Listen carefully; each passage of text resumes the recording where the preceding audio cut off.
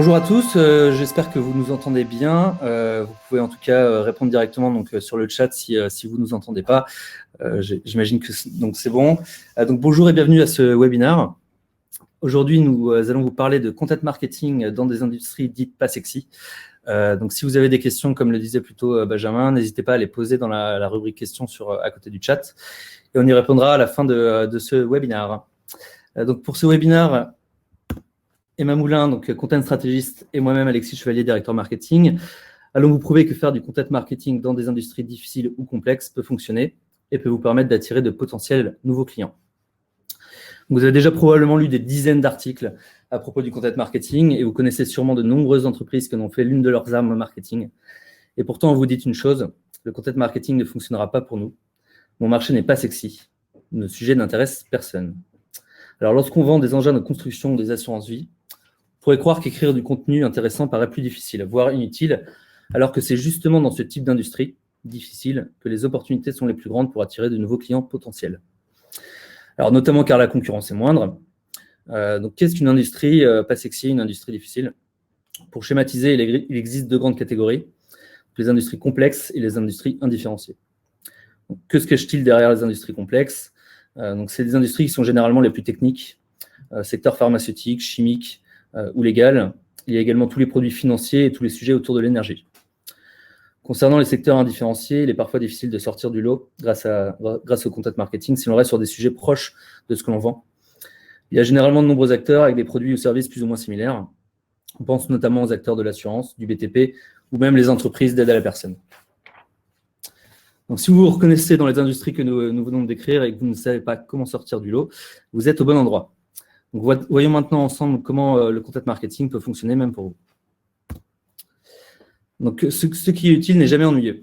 Comme tout le monde, vos clients se posent de nombreuses questions sur leurs activités professionnelles, le fonctionnement de vos produits ou services. La première étape est de bien comprendre vos cibles pour leur proposer des contenus qui les intéressent à coup sûr. Qui sont-ils? Quelles sont leurs problématiques du moment? Pourquoi sera-t-il intéressé par ce que vous proposez? Comment consomment-ils le contenu sur Internet? Quelles sources? Quel format?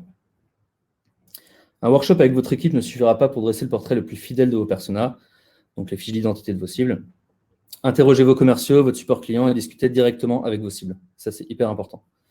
C'est le seul moyen de comprendre parfaitement leurs questionnements, leurs besoins et leurs freins à l'achat. Vous allez en tirer des dizaines d'idées de contenu à produire par la suite. Par ailleurs, sur un marché de niche, le trafic n'est pas un indicateur pertinent.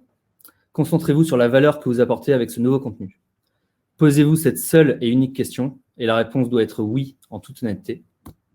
Mon contenu est-il le meilleur qui existe sur le sujet? Pour illustrer ce que vient de présenter Alexis, justement se mettre dans les problématiques de vos cibles, comprendre quels sont les problèmes qu'elles rencontrent au quotidien, les besoins qu'elles peuvent avoir en lien avec leur métier. C'est justement la stratégie de contenu que propose Gazprom Energy. Gazprom Energy, c'est un fournisseur d'énergie à destination des professionnels, des entreprises, et sur leur blog qui décrypte l'énergie, vous pouvez découvrir beaucoup de contenus très utiles qui répondent de façon très concrète aux questions que se posent leurs cibles. On trouve par exemple des tips pour comprendre la facture de gaz naturel ou encore un rétro-planning pour changer de fournisseur. Au-delà des sujets qui sont directement adressés en fonction des problématiques de la cible, on a aussi des formats qui sont très utiles comme un rétro-planning, des templates ou encore des simulateurs. Donc ça, c'est un exemple assez concret de création de contenu avec de la valeur qui répond aux problèmes des cibles identifiées. On a un autre exemple dans un secteur aussi qu'on pourrait qualifier de pas sexy, pas forcément B2B, mais là plus B2C. Des entreprises comme Leroy Merlin ou Mano Mano qui sont spécialisées dans le secteur du bricolage ou du jardinage, qui ont développé des stratégies de contenu hyper intéressantes, notamment Leroy Merlin avec son site que je vous invite à aller voir, Campus Leroy Merlin, où vous pouvez trouver des centaines de cours en ligne sur toutes les verticales qu'ils adressent, salle de bain, décoration, éclairage, RH, toujours en lien avec leurs produits, mais c'est vraiment un contenu qui va permettre de répondre aux questions que se pose leur cible sur, par exemple, comment entretenir un plan de travail en bois. Voilà, donc répondre à des questions très pratiques avec du contenu vraiment utile.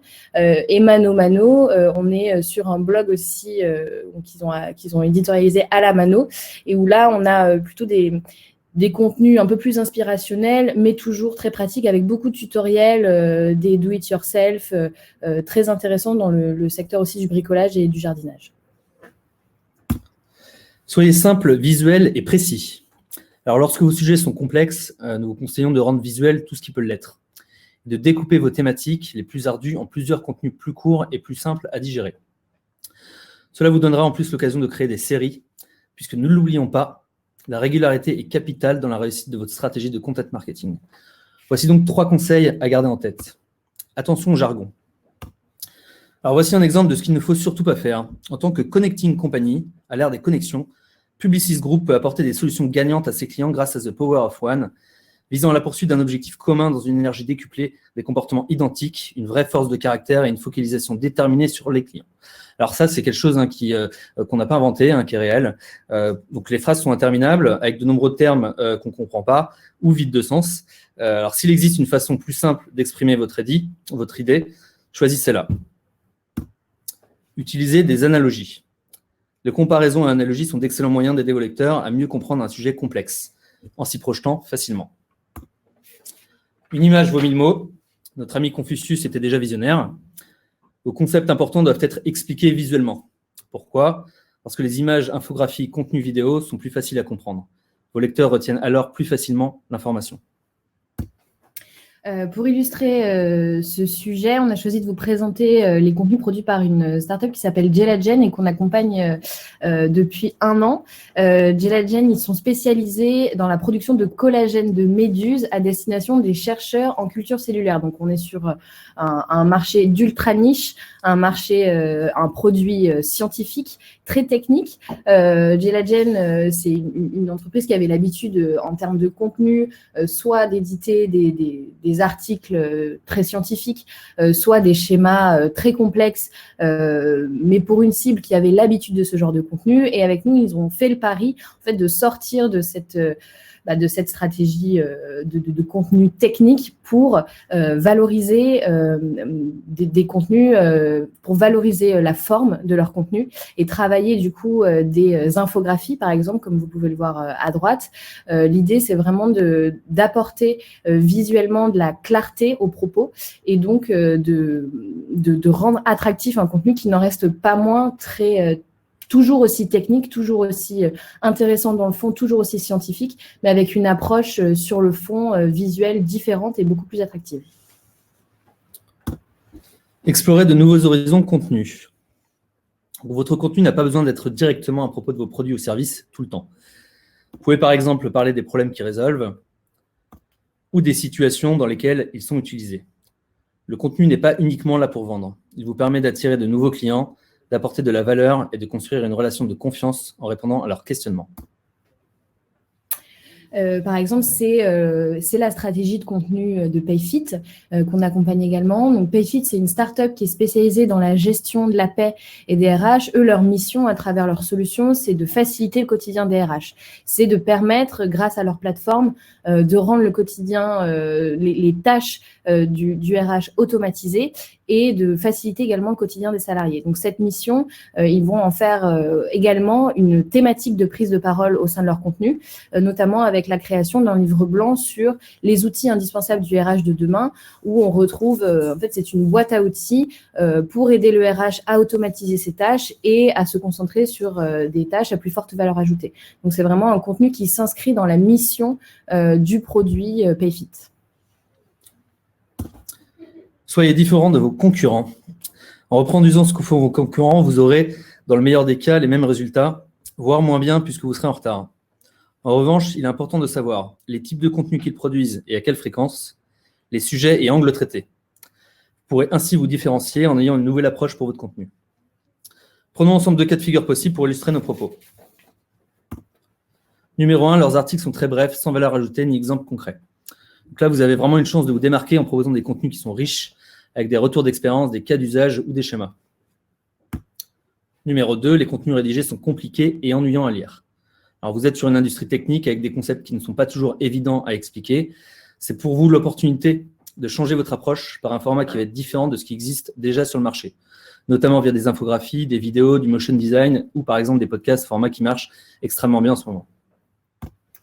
Le pari du format différent, il a été fait par Metro, qu'on accompagne également. Donc, Metro, le célèbre fournisseur de professionnels de la restauration, ils avaient une problématique qui était de valoriser les producteurs avec lesquels ils travaillent, qu'on comprenne la provenance des produits Metro, qu'on rentre un peu dans les coulisses de cette entreprise, et plutôt que de travailler un format classique qui pourrait être un article ou un portrait de fournisseur. On a développé avec eux une web-série YouTube où on suit en fait un YouTuber qui s'appelle Félix et qui part à la rencontre de ces producteurs, des maraîchers, des restaurateurs.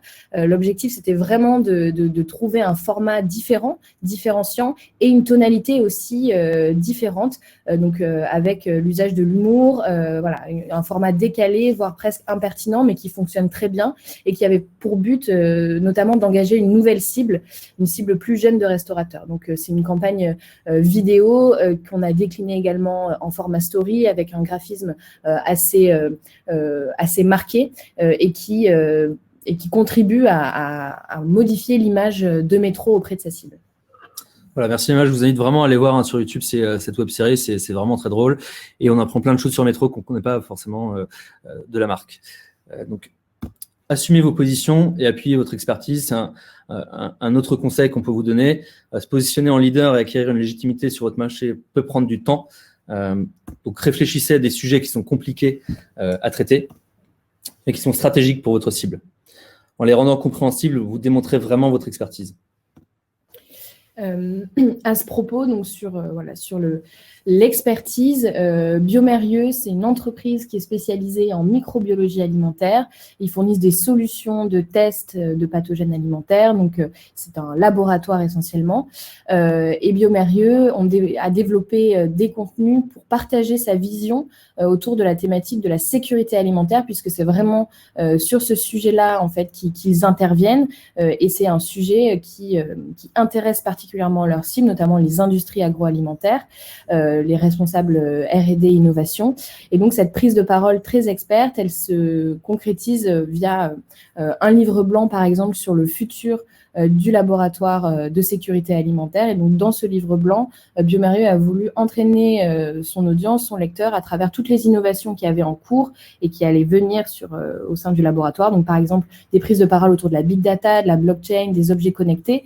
Donc, l'idée, c'est vraiment d'avoir un contenu de prospective, un contenu avec une très forte valeur ajoutée, une grande expertise qui a été également, où à l'intérieur, vous pouvez retrouver de nombreux témoignages d'experts, pas simplement Biomérieux, mais d'experts sur la thématique de la sécurité alimentaire.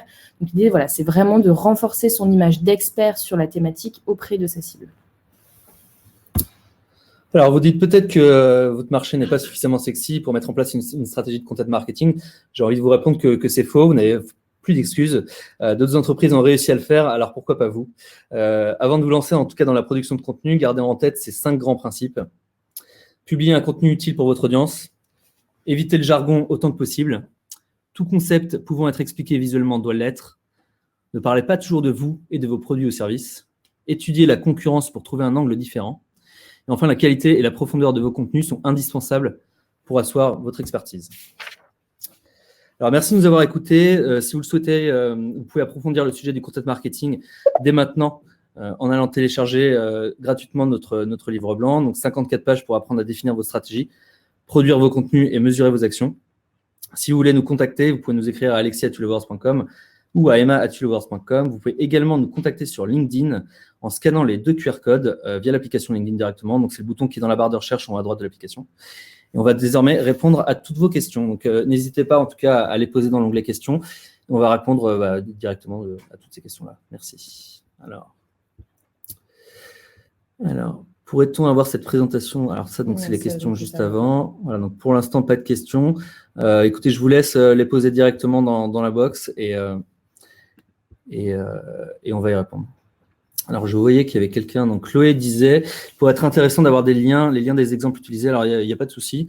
Écrivez-nous directement, du coup, via nos adresses email On vous enverra les contenus en pièce jointe. Voilà.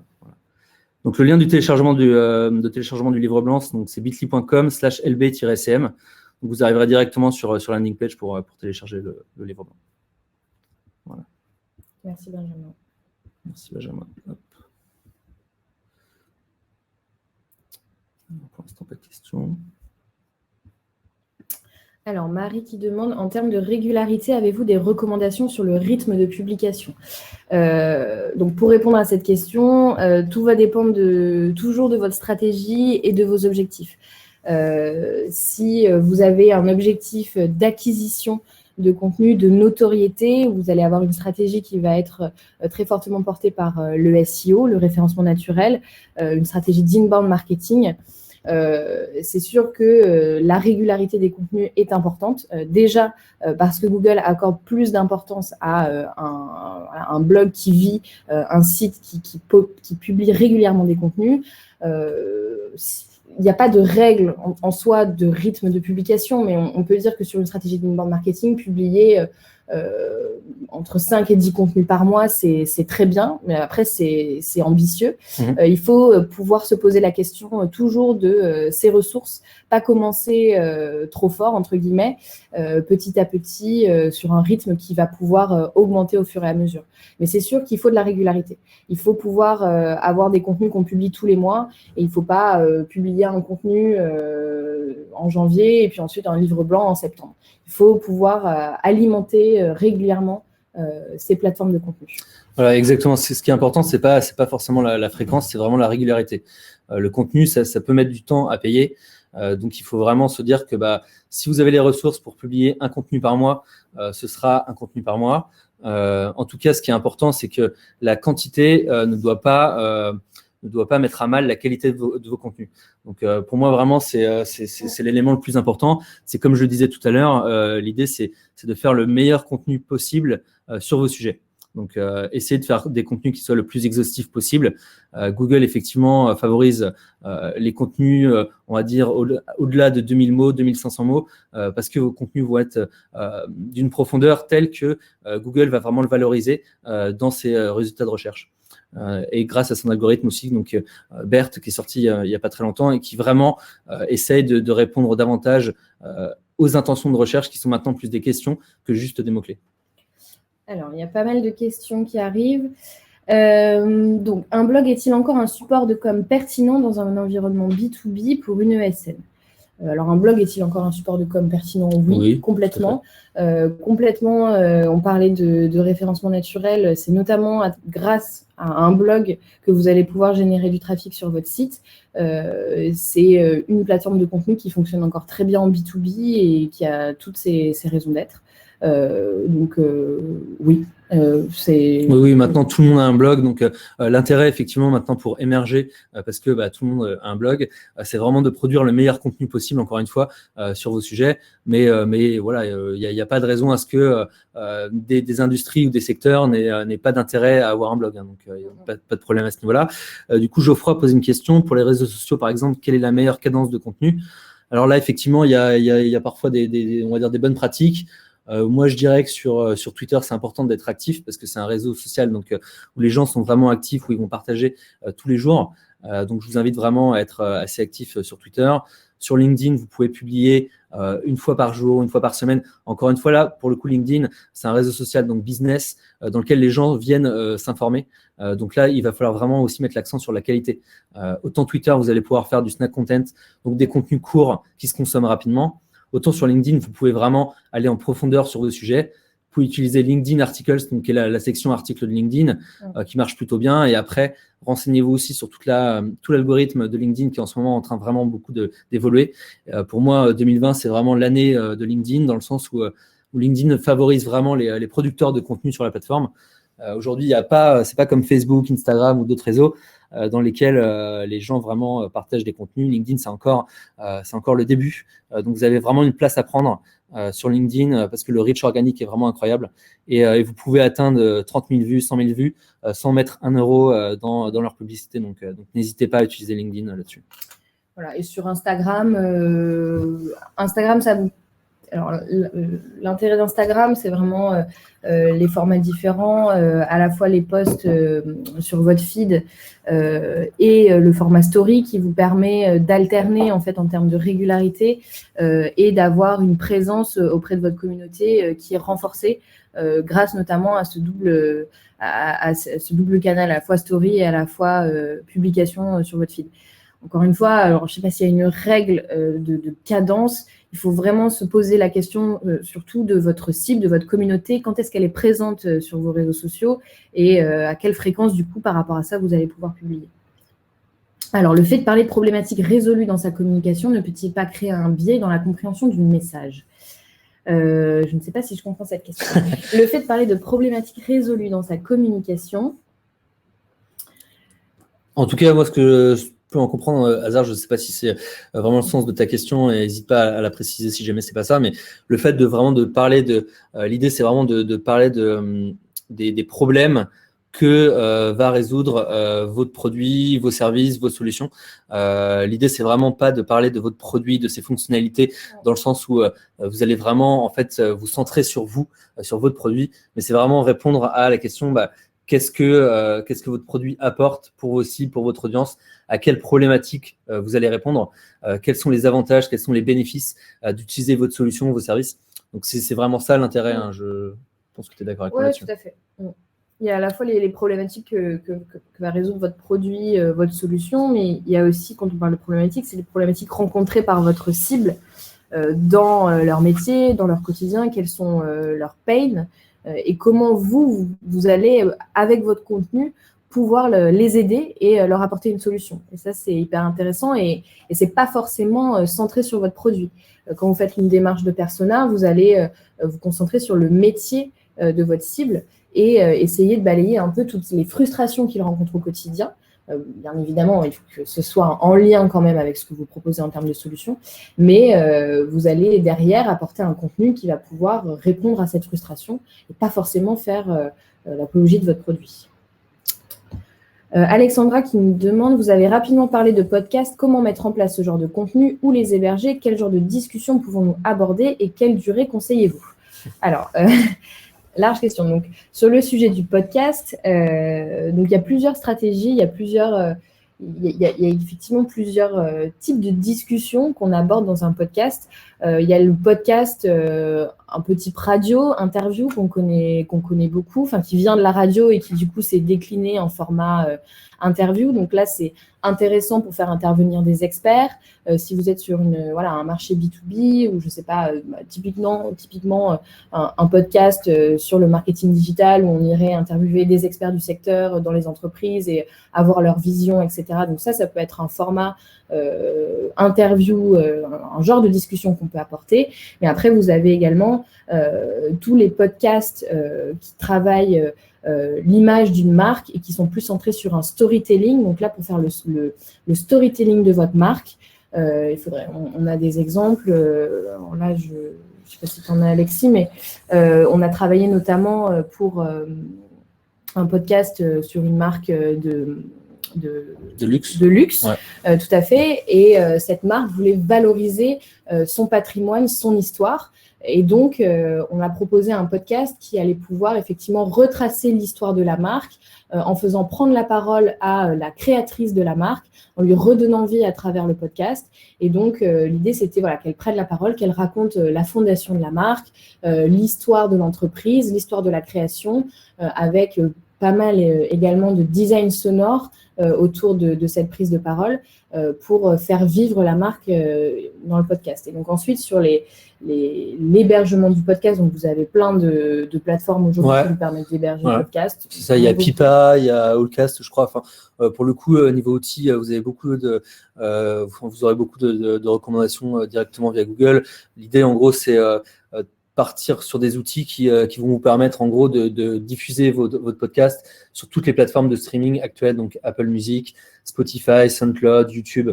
N'hésitez pas à mettre vos podcasts sur YouTube. Il y a beaucoup de gens qui écoutent des podcasts sans regarder la vidéo, donc directement via YouTube. Donc n'hésitez pas. Et je rajouterais par rapport à ce que disait Emma que Alexandra, tu demandais donc comment mettre en place ce genre de contenu. pour le coup, c'est vraiment aussi l'occasion d'interroger votre audience, d'appeler vos clients, d'appeler vos prospects et de leur dire voilà, quels sont les sujets que vous souhaiteriez qu'on aborde dans un podcast. Là, ça vous permettra vraiment d'identifier des thématiques, peut-être potentiellement des interviews. Ça peut vous permettre aussi d'interviewer vos clients et de mettre du coup en avant les réussites de vos clients à l'utilisation de vos produits ou de vos services. Après, concernant la durée, moi, je n'ai pas vraiment de recommandations. Après, concernant la durée, c'est peut-être vraiment considérer le podcast comme une série. En fait, le podcast, vous allez le découper en plusieurs épisodes. Vous allez travailler une ligne éditoriale pour votre podcast et donc vous allez concevoir des épisodes, concevoir une récurrence aussi. Là, dans la publication, créer un rendez-vous. Il y a des podcasts qui sont publiés tous les lundis. Ça, c'est intéressant pour créer de la rétention aussi auprès d'une cible, d'une communauté. Voilà. Le podcast, c'est un format long. Hein. Le podcast, ça peut s'écouter pendant un trajet de métro de 30 minutes et on est dans des moments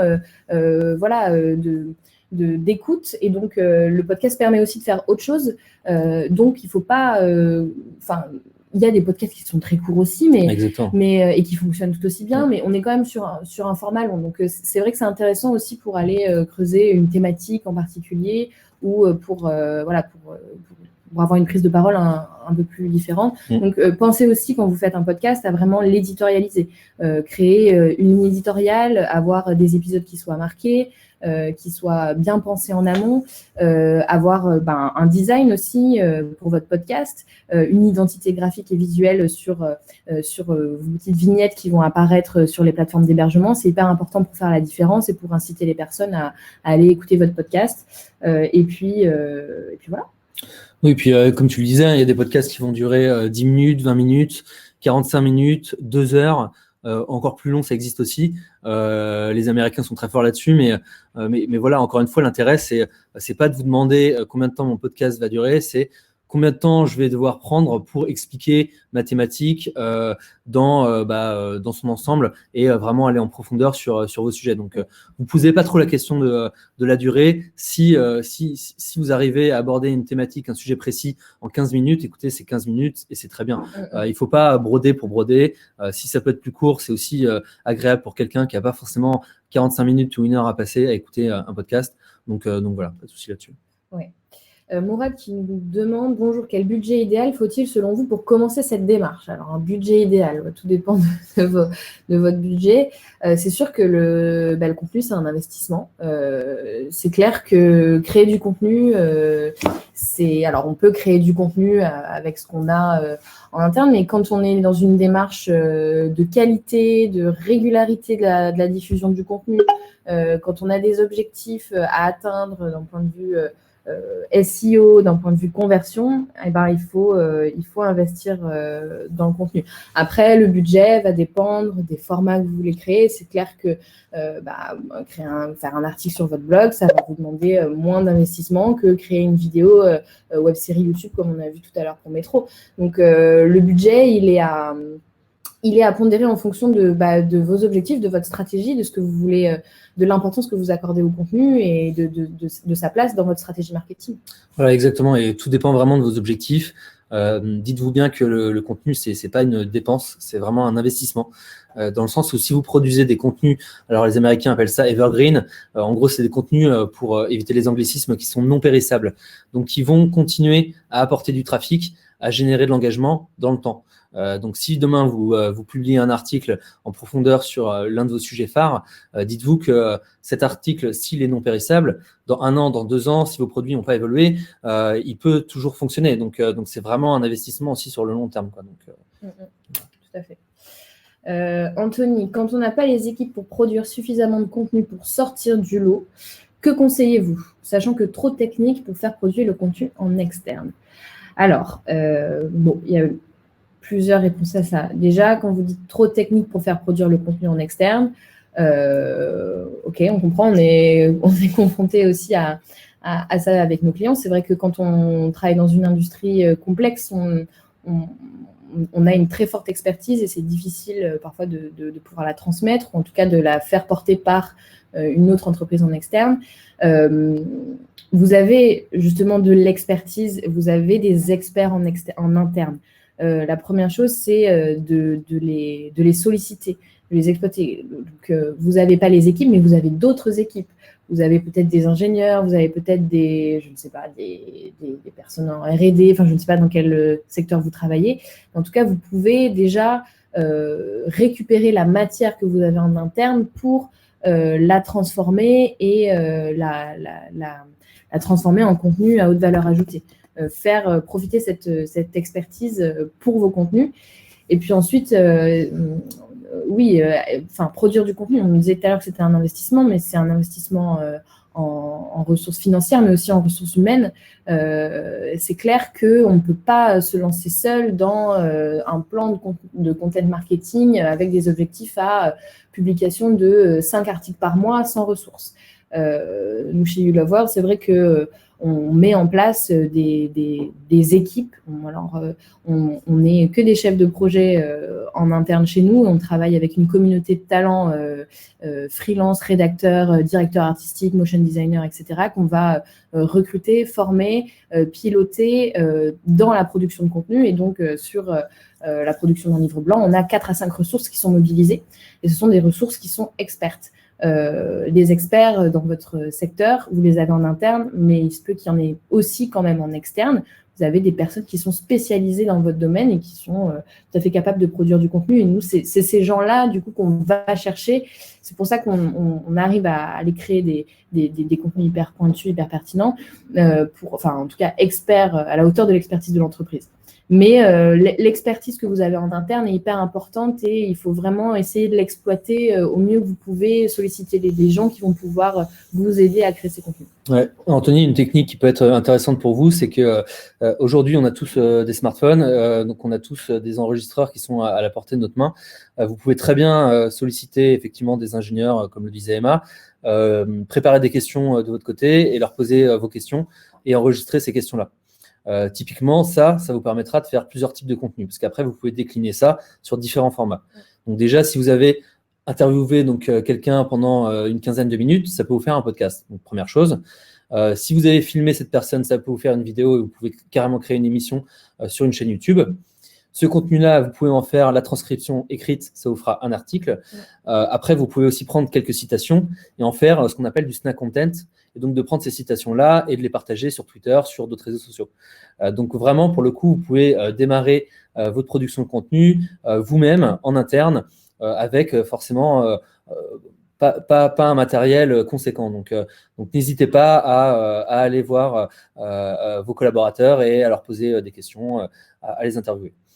Et effectivement, comme le disait Emma, donc on va essayer de pas trop prêcher pour notre paroisse, mais si vous voulez produire du contenu en externe, il est vraiment important de vous poser la question de qui va produire ces contenus-là. Et il y a forcément des partenaires qui vont pouvoir vous mettre en relation avec des experts. Nous, c'est ce qu'on propose. On est capable donc on a une communauté de plus de 5000 freelances, donc ils sont tous experts et spécialisés dans des domaines bien précis.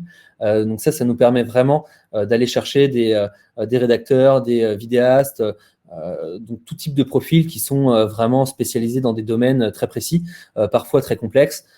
Typiquement, on travaille avec Le Safre, donc qui est qui est le leader de la levure boulangère, et c'est vrai que on les a accompagnés à animer leur nouvelle application à destination des boulangers.